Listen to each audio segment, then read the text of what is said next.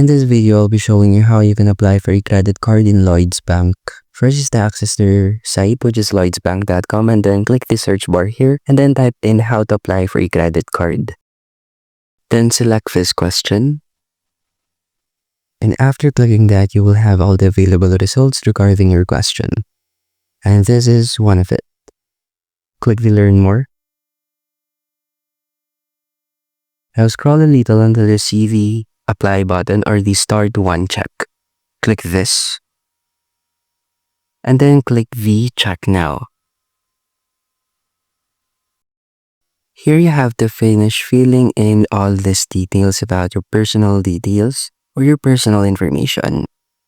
This is for just the eligibility check.